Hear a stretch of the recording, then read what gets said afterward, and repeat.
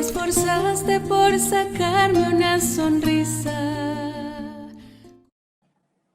En Deuteronomios capítulo 29, verso 29, estoy leyendo de la versión Reina Valera del 60, dice: las cosas secretas pertenecen a Jehová. ¿A quién pertenecen las cosas secretas? A Jehová nuestro Dios. Mas las reveladas, dice, son para nosotros y para nuestros hijos para siempre.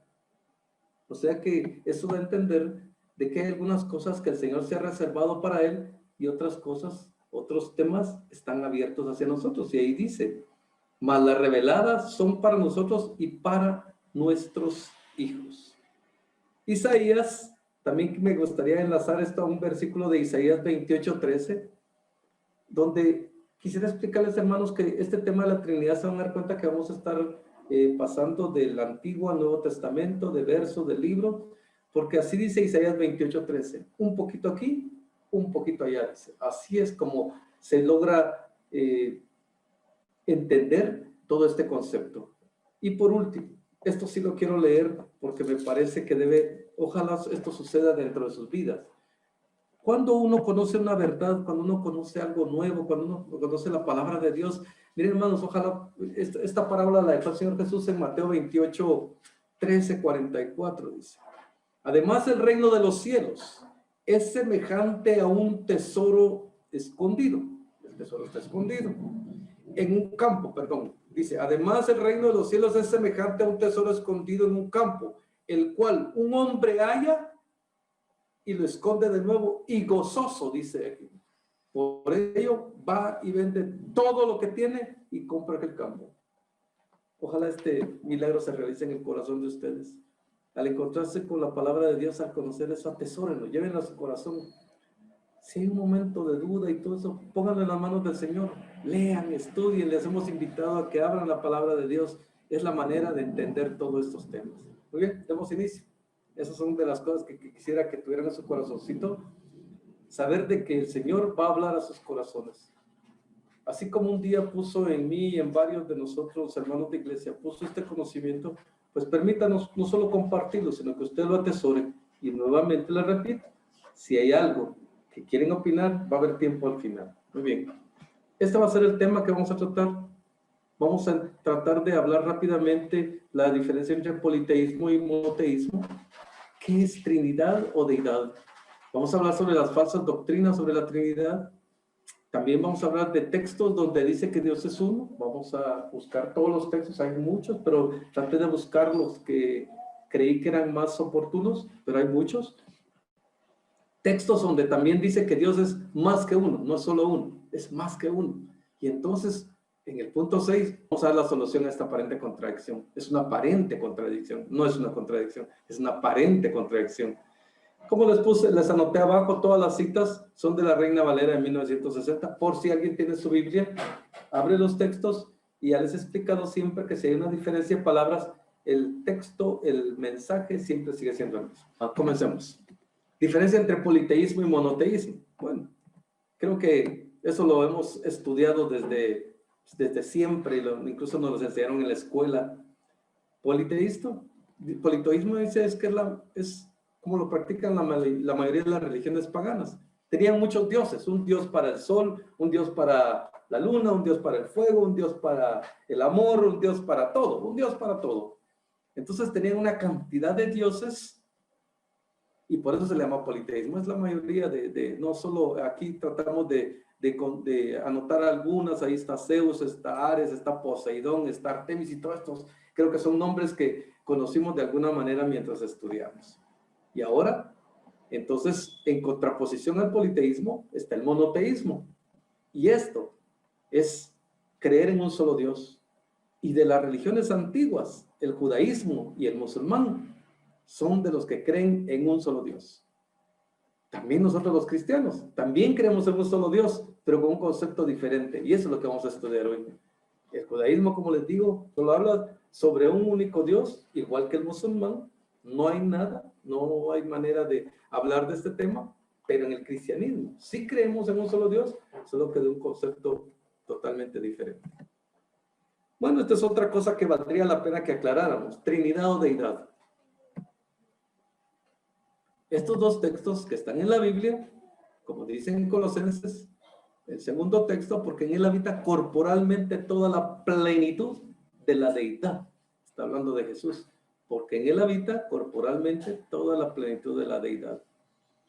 La palabra Trinidad, pues, se ha usado por muchos años. Se ha usado por muchos años y no creo que sea de ponernos a discutir si no hay que usarla o usarla. Pues hay palabras que no están en la Biblia, pero que se usan eventualmente cuando se estudia teología o cuando se habla del tema. Por ejemplo, esta palabra Trinidad, a pesar de que no está en ninguna de las versiones de la Biblia, no está, pero sí se usa, y entonces creo que no ese es el tema de discutir si debemos usar la palabra Trinidad. La palabra deidad sí está en la Biblia. Estos dos textos de Romanos y de Colosenses les explica, y él habla de la deidad, no así de la Trinidad, pero como les explico, no es un tema de discutir si se debe usar o no se debe usar. Es el concepto, lo importante, y eso es lo que vamos a estudiar esta noche. ¿Hay falsas doctrinas sobre la Trinidad? Sí. Hay herejías que aparecieron dentro de la iglesia cristiana. Les voy a contar de 3 de las principales herejías o falsas doctrinas que aparecieron dentro del mundo cristiano. Se originaron dentro del mundo cristiano. Oigan, la primera, el ebionismo. ¿Qué es el ebionismo? Afirmaba que Cristo no era Dios, sino que en el momento en que se bautizó, el Señor lo adoptó como hijo y lo adoptó como una divinidad. Entonces lo invistió de divinidad y entonces a partir de ahí Jesús fue Dios. El ebionismo explica que Jesús no siempre fue Dios, sino que la condición de Dios la adquirió en el momento de su bautismo. Esta teoría tiene bastantes vacíos porque tenemos que, déjenme terminar y se van a dar cuenta que esta teoría del ebionismo tiene bastantes vacíos. Sigamos, el modalismo. El modalismo afirmaba que el Padre, el Hijo y el Espíritu Santo no son unas personas como tales, sino que son manifestaciones. Explico. Cuando ustedes leen el Antiguo Testamento se refiere mucho al Padre. Entonces dice el modalismo que en el Antiguo Testamento Dios se manifestó como Padre. En los Evangelios se manifestó como Hijo. Y a partir del tiempo de la iglesia se manifestó como el Espíritu Santo, pero solo un Dios. ¿Sí? No sé espero que me hayan entendido. Esta teoría del modalismo habla sobre que son manifestaciones, es como Dios se manifiesta al hombre, como el hombre entiende esa presencia de Dios. En el Antiguo Testamento como Padre, en los Evangelios como Hijo y en la Iglesia como Espíritu Santo. También, bueno, Sabelio fue uno de los que lo impulsó. Todo esto, miren, queridos hermanos, lo pueden buscar en el internet, está en Wikipedia. Toda esta información de la que vamos a hablar no está en un libro exclusivo. Estos son notas que están en Wikipedia y ahí lo pueden consultar. Este es otro de las teorías que, miren, el arrianismo incluso en la actualidad todavía tiene vigencia. Te explico. Arrio decía que la primera criatura creada por Dios fue Jesús. En los siglos de la eternidad, allá, pero muy, muy atrás, antes de que creara todo, el primer ser creado fue Jesús. Y obviamente tienen algunos textos para explicar, están mal interpretados, ese no es el motivo ahorita del tema, pero podemos abrir otro espacio luego para discutir. Pero el arrianismo en sí, eso explica, de que Jesús fue la primera criatura creada por Dios. ¿Y qué piensa del Espíritu Santo? Dice que es la fuerza activa de Dios, es la fuerza que mueve y hace y ejecuta las órdenes de Dios. No pierdan de vista esto, porque esta doctrina del arrianismo incluso está vigente. Les decía, nuestros hermanos testigos de Jehová son los principales promotores en la actualidad del arrianismo. Ven a Dios como único, el Dios el Padre, a Jesús como una creación de Dios, no Dios, es una creación de Dios, pero le fue dada una condición de Dios, y que el Espíritu Santo es, así como lo planteó Arrio, como la fuerza activa de Dios, no una persona, sino una fuerza activa que proviene de Dios. 3 teorías que aparecieron muy temprano en la iglesia cristiana. Está hablando del siglo III, siglo IV, por ahí aparecieron estas doctrinas. Bueno, entonces comencemos a estudiar. Primer versículo, vamos a ir primero al Antiguo Testamento y luego nos vamos a trasladar para ver si el Nuevo Testamento habla si Dios es uno.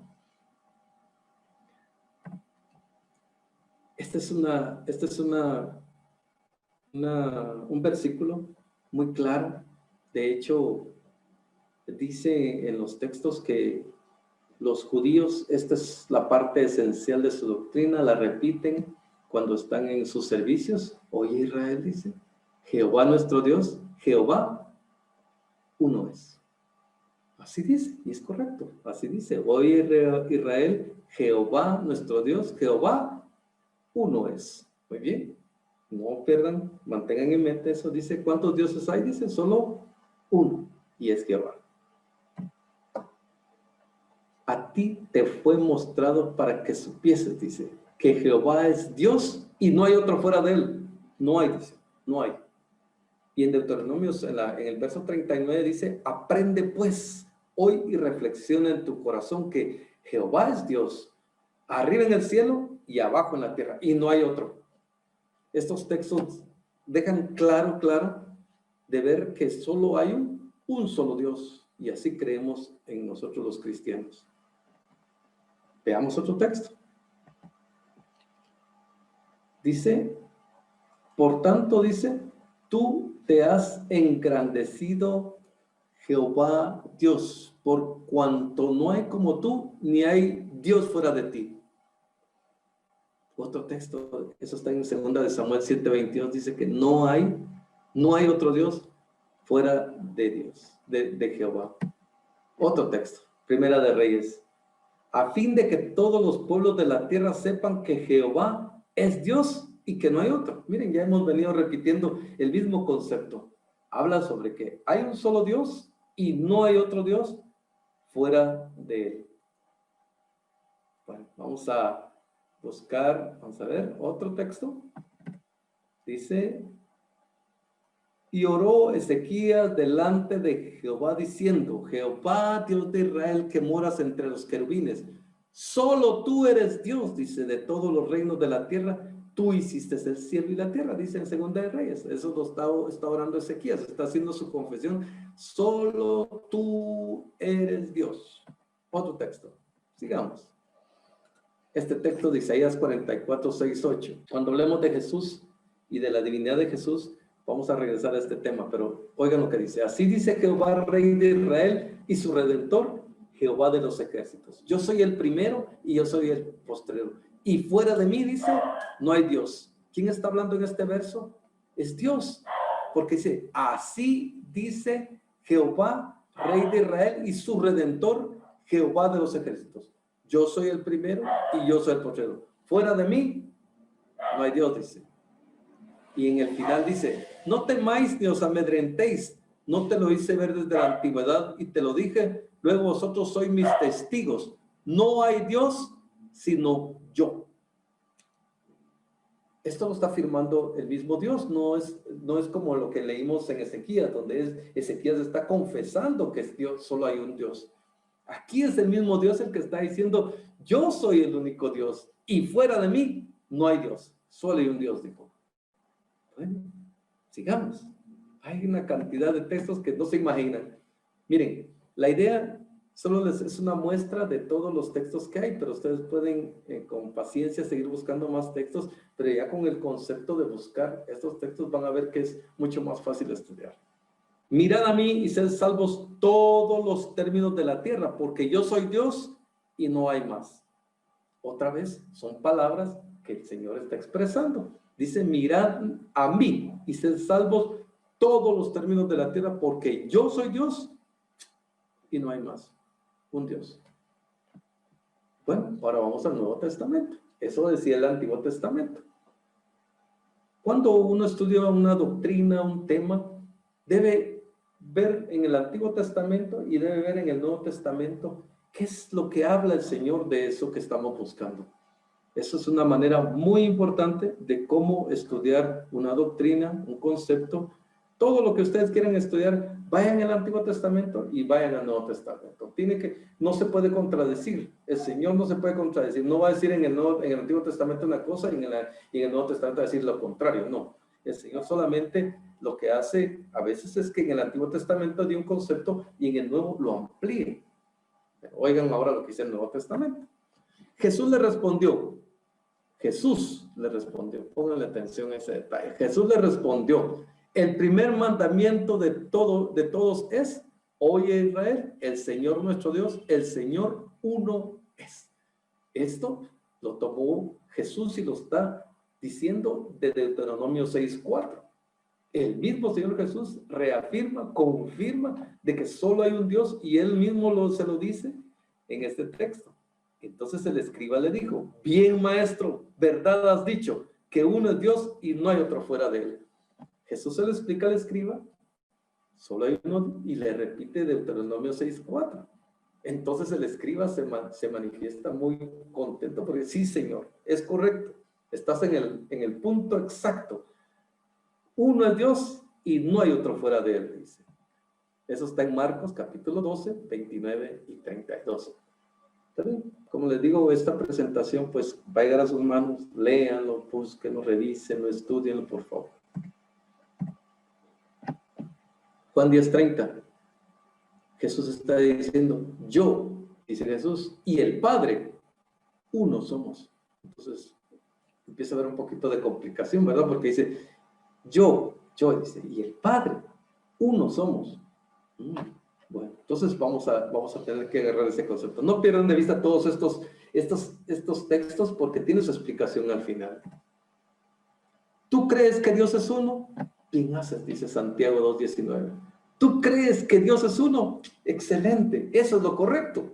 Entonces el Señor está confirmando en el Antiguo y en el Nuevo Testamento que solo hay un Dios. Ahora vamos a ir a la otra parte. Primero hablamos de textos donde dice que Dios es solamente uno, que no hay Dios, no hay fuera de Él. Ahora vamos a ir al Antiguo Testamento y vamos a pasar otra vez al Nuevo Testamento para textos en donde se ve que Dios no es solo uno, es más que uno. No, déjenme explicar, por favor. Entonces, oigan lo que dice. Esto está en Génesis 1:26, cuando está el momento de la creación. Entonces dijo Dios, hagamos al hombre, ¿qué dijo? Por eso es que está subrayado en rojo.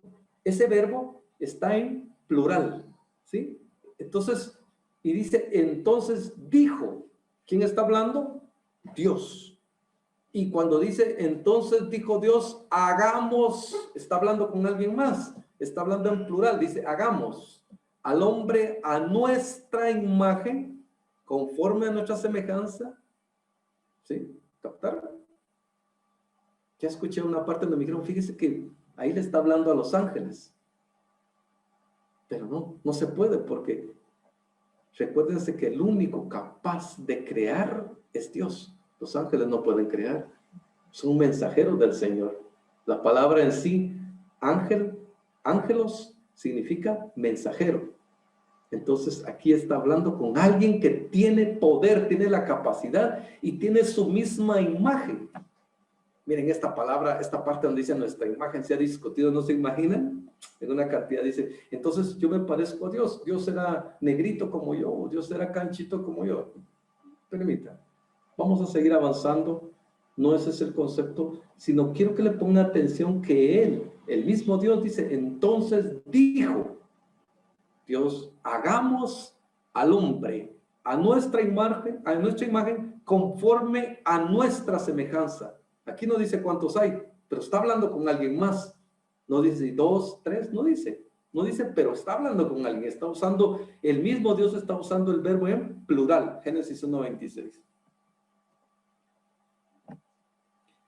Génesis 11:7. Esto es cuando se recuerdan que cuando se construyó la torre de Babel, todo el mundo estaba construyendo, entonces, y dijo Jehová Dios. Quiero que lean, yo solo traté de extraer el texto que interesaba, Pero la parte de la historia de la Torre de Babel, pues es un poquito, es relativamente larga, por eso no la quise colocar. Yo siento que a veces va a estar muy saturado en la presentación PowerPoint de textos, pero sí me gustaría que así en la paciencia, en la calma de su casa, tal vez al terminar, puedan buscar eso y puedan ver que cuando se construyó la Torre de Babel, el Señor está observando esa rebeldía del hombre. Entonces es donde aparece este texto. Y dijo Jehová Dios, ahora pues descendamos, dice. Dijo, ¿sí? Y confundamos ahí su lengua. Y dijo Dios, he aquí el hombre es como uno de nosotros. Ahí está hablando siempre en plural, siempre los conceptos que está usando es en plural. Oigan, ahora pues descendamos. ¿Con quién está hablando? Así como aquí cuando hagamos, está hablando con alguien más, no dice cuántos, pero está hablando con alguien que tiene su misma capacidad creativa, está hablando con alguien que es igual a él, dice nuestra semejanza, a nuestra imagen, y aquí ahora cuando va a hablar de la Torre de Babel, dice, ahora pues descendamos y confundamos su lengua, para que ninguno entienda el habla de su compañero. Vuelve a hablar con alguien más, está hablando con alguien que tiene la capacidad de crear, de hacer de otro nivel, ¿no? Oigan lo que dice Isaías, el Espíritu de Jehová, el Señor, está sobre mí. ¿Cuántas personas hay en este verso? Solo hay en lo que está rojo. Bueno, si quieren terminamos el texto, porque me ungió Jehová, me ha enviado a predicar buenas nuevas a los abatidos, a vendar a los quebrantados de corazón, a publicar libertad a los cautivos y a los presos apertura de la cárcel. ¿Han leído este texto en el Nuevo Testamento? Jesús cuando llega a una sinagoga, abre los rollos, este es el primer texto que lee, Isaías 61:1, y le dice a todos, hoy se cumplió delante de los ojos de ustedes esta profecía. ¿De quién está hablando esa profecía? ¿Quién es mí en lo que está en rojo? ¿Quién es? Jesucristo. Por eso dice, el Espíritu de Jehová. ¿Quién es? El primero que menciona es el Espíritu, el Santo Espíritu. Es la primera. Jehová el Señor, segundo. Y mí, que en este caso es Jesús, tercero. ¿De cuántas personas está hablando aquí? Dice el Espíritu, Jehová el Señor y mí, dice Jesús. Deme tiempo, vamos a seguir avanzando. Ahora vamos al Nuevo Testamento. ¿Se recuerdan el bautismo de Jesús? ¿Se recuerdan cuando Jesús fue bautizado?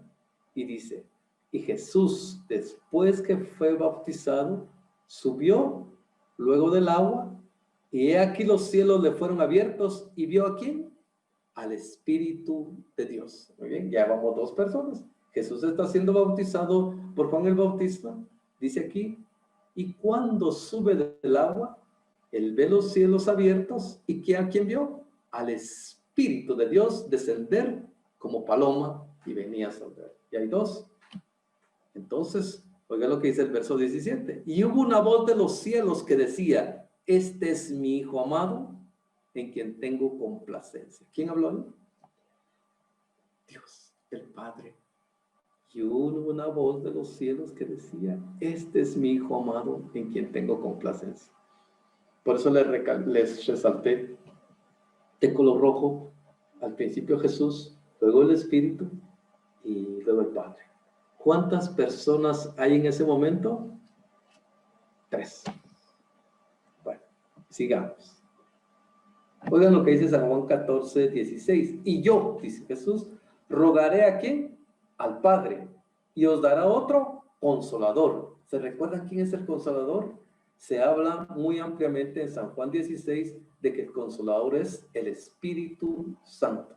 Entonces ahí está hablando de 3 personas diferentes. Dice, yo, dice Jesús, rogaré al Padre y os dará otro consolador. 3. Sigamos. Ahora dice, pero cuando venga, San Juan 15:26, Pero cuando venga el Consolador, a quien yo os enviaré del Padre, que es el Espíritu de verdad, el cual procede del Padre, perdón, él dará testimonio acerca de mí. ¿Oye? Está hablando de tres otra vez. El Consolador, a quien yo, dice Jesús, y os enviaré del Padre. ¿Cuántos hay ahí? Tres. El Espíritu Santo, el Padre y Jesucristo. Sigamos en el Nuevo Testamento. Por tanto, dice, id y hacer, este texto creo que es muy conocido, es bastante conocido, es en el momento en que uno se bautiza, dice, yo te bautizo en el nombre del Padre, en el nombre del Hijo y en el nombre de, ¿qué dice? Del Espíritu Santo. ¿Cuántas personas hay en este texto? Tres. El Padre, el Hijo y el Espíritu Santo. Entonces vamos a empezar a meter un poquito del concepto de, si Arrio estuviera en lo correcto, entonces ¿por qué tiene que bautizar en el nombre del Padre, del Hijo, si el Hijo no es Dios, y del Espíritu Santo, si el Espíritu Santo es una fuerza? No pueden bautizar en nombre de una fuerza. Me están bautizando en el nombre del Padre, del Hijo y del Espíritu Santo. ¿Quién dijo esto? ¿Quién dio esta orden de Mateo 28, 19? Búsquenlo, léanlo. Y dice, por tanto, ¿quién está hablando ahí? Jesucristo mismo. Id y haced discípulos a todas las naciones, bautizándolos en el nombre del Padre, del Hijo y del Espíritu Santo. Está hablando de tres personas en el mismo nivel, con el mismo poder. Está hablando, no, a pesar de que no lo dice, pero él dice, bautizar en el nombre del Padre, no dice en nombre del Hijo y en nombre del Espíritu Santo, los tres. Esta es la forma bautismal, así que siempre yo también tuve la oportunidad de escuchar un tema sobre esto y hablaban de que no encajaba en la persona esto, ser bautizado en nombre del Padre, del Hijo y del Espíritu Santo. Vamos a seguir ese tema. Segunda de Corintios. La gracia del Señor Jesucristo, el amor de Dios y la comunión del Espíritu Santo sea con todos vosotros. Amén. Así termina Segunda de Corintios, capítulo 13, verso 14. La gracia del Señor Jesucristo, 1. El amor de Dios, 2. Y la comunión del Espíritu Santo, 3. Tres personas.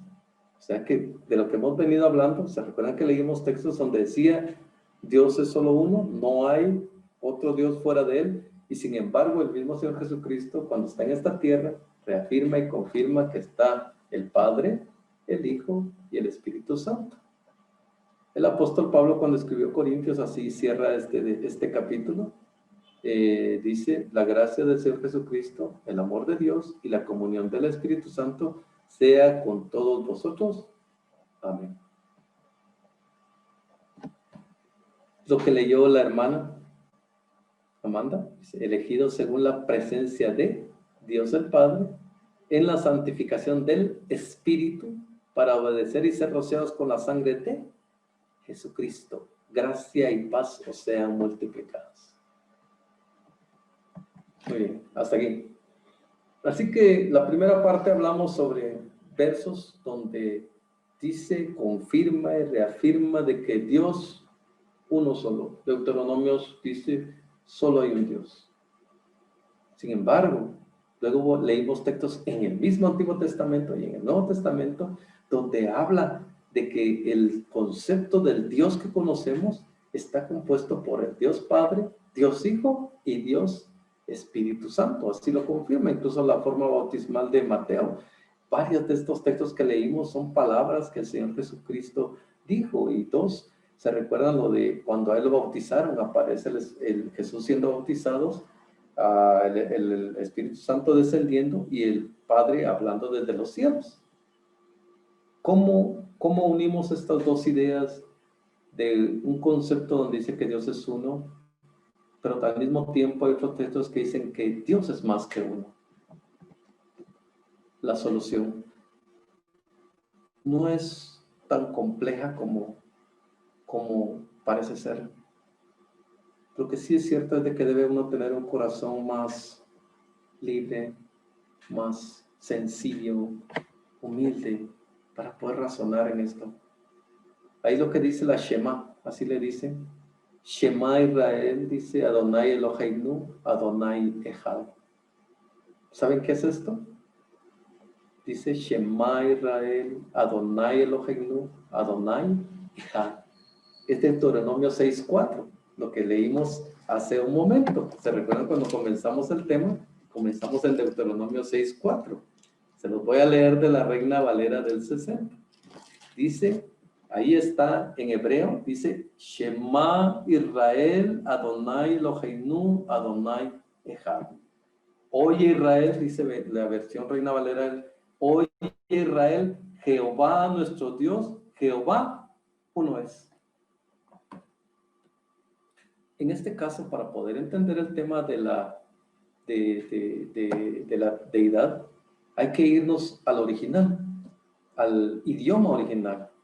Quiero que le pongan atención a la última palabra que es Echad, dice, oye, Shema Israel, Shema, oye Israel, Shema Israel, Adonai Eloheinu, Jehová nuestro Dios, Adonai Echad, Jehová es uno, pero la palabra Echad que se utiliza ahí es uno, y vamos a ver la diferencia. En hebreo hay dos palabras, bueno hay tres, pero dos les colocamos aquí, que se usa para hablar de unidades, de cantidades. Echad, bueno, miremos primero Yahid. Yahid sí es uno único. Cuando se habla de una sola persona, se debe utilizar la Biblia la palabra Yahid. Y cuando habla la palabra Echad, está hablando de uno en términos de unidad. No sé si me explico. Yahid es una sola persona. Les coloqué uno de los textos más populares que hay acerca de este concepto, Jueces 11:34. Dice, se los voy a leer. Entonces volvió Jefté a Mizpa, a su casa, y he aquí su hija que salía a recibirle con panderos y danzas, y ella era Yahid, dice, su única hija. No tenía fuera de ella hijo ni hija. Aquí es uno de los usos más sencillos para entender la palabra Yahid. Era la única hija de Jefté. Entonces se usa la palabra Yahid, no se utiliza la palabra Echad. Tomen en cuenta que la Biblia fue escrito en varios idiomas, 3 idiomas. Digamos, el Antiguo Testamento fue escrito en hebreo, parte también fue escrito en arameo, y el final, la parte del Nuevo Testamento fue escrito en griego. Así que tenemos que ir a sus originales, a los conceptos originales para poder entender esto. ¿Qué estaba queriendo decir el Señor? Cuando lo traducen como uno, pero la palabra Echad realmente es uno, hablando en unidad. ¿Cómo lo vamos a entender? Pues siguiendo la Biblia. Aquí está. Oye Israel, Jehová nuestro Dios, Jehová es una unidad. ¿Sí? Oye Israel, Jehová nuestro Dios, Jehová es una unidad. Aquí está una explicación bastante interesante para que podamos entender este concepto del Echad. ¿Se recuerdan que en Génesis 2:24 dice, cuando se iba a casar Adán y Eva? Por tanto, dice, dejará el hombre a su padre y a su madre y se unirá a su mujer y serán una sola carne. En el original dice Basar Echad, dice. Basar es carne y Echad, uno. Serán un Basar Echad. Bueno, sigamos, porque este concepto del matrimonio es especial para la palabra Echad. Oigan cómo lo utilizó ahora en el Nuevo Testamento, lo utiliza el Señor Jesús. Él respondiendo le dijo, ¿no habéis leído que el que los hizo al principio, varón y hembra los hizo? Y dijo, por esto el hombre dejará padre y madre y se unirá a su mujer. Un segundo. Cuando nosotros nos unimos a nuestra mujer, ¿perdemos la individualidad? No. No es que agarren y se mezclen como que fuéramos plasticina, que agarren. Lo unen y se vuelve uno solo. Dice, y se unirá a su mujer y los dos serán una sola carne. Serán basar ejad. Espero que estén entendiendo el concepto del uso del ejad. El ejad es el que resuelve todo este enigma. Por eso dice, se unirá el hombre y la mujer y los dos serán un ejad. Yo espero que en sus rostros y en su corazoncito esté la emoción de saber y entender este tema. Cada vez que uno aprende cosas así, miren, bueno, hay que alabar al Señor, porque de Él viene la sabiduría, la ciencia y todo el conocimiento. Oigan lo que sí. Así que ya no son ya más dos, sino son un basar ejad. Un basar ejad. Ya no son más dos, dice. Pero vuelvo a preguntarles, cuando yo me casé con mi esposa, ¿perdimos la individualidad? No. Ella tiene sus propias actividades, sus propios negocios, y yo tengo mis propias actividades, mis propios negocios, pero los dos estamos unidos en el propósito de mantener este matrimonio. Es el uso más especial del ejad. Y es por eso que dice, por tanto, lo que Dios juntó no lo separa el hombre. Porque el Señor, cuando dijo y usó la palabra, dice, el hombre dejará al padre y a la madre y se unirá a su mujer y los dos serán una sola carne. Serán un basar ejad, serán un ejad. El ejad es concepto de unidad. Bueno. Y dijo Jehová, eso está en Génesis 11:6, es otro ejemplo del uso del ejad. Cuando estamos hablando de la construcción de la Torre de Babel, usa este concepto. Y dijo Jehová, he aquí el pueblo es, volvió a usar la palabra ejad. ¿Cuántos eran? Pues no dice la Biblia, solo dice que eran miles. Había una cantidad grande construyendo la Torre de Babel, pero entonces el Señor dice, y dijo Jehová, he aquí el pueblo es ejad. Y todos estos tienen un solo lenguaje y han comenzado la obra y nada les hará desistir ahora de lo que han pensado hacer. Gálatas también dice, ya no hay judío ni griego, no hay esclavo ni libre, no hay varón ni mujer, porque todos vosotros sois uno en Cristo Jesús. Pero dice Corintios, pero ahora son muchos los miembros, pero el cuerpo es uno solo.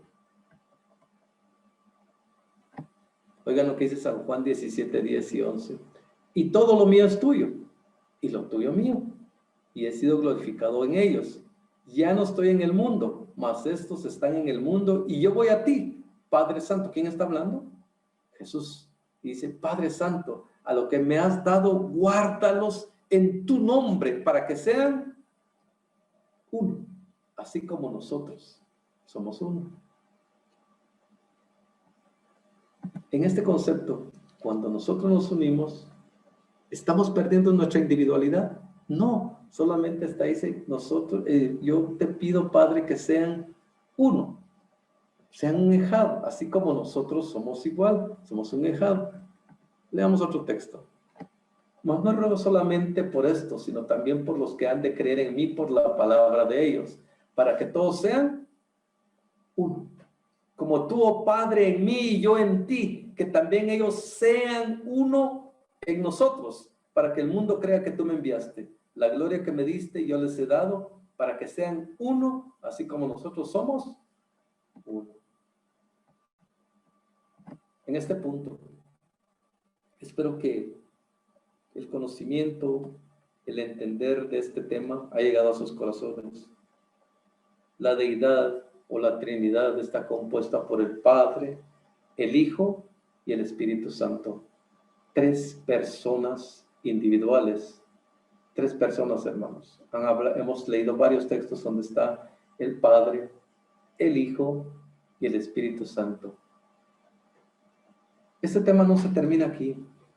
Me van a dar la oportunidad y los invito a que no se pierdan el tema que sigue, que vamos a hablar de Jesús tratado como Dios. Lo vamos a leer en la palabra de Dios.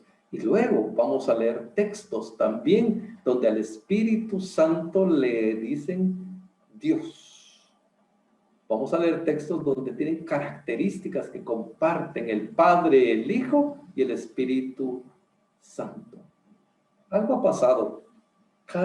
Como hemos recibido información, conceptos, a veces nosotros pensamos en cosas diferentes, pero vean, la Biblia tiene la respuesta.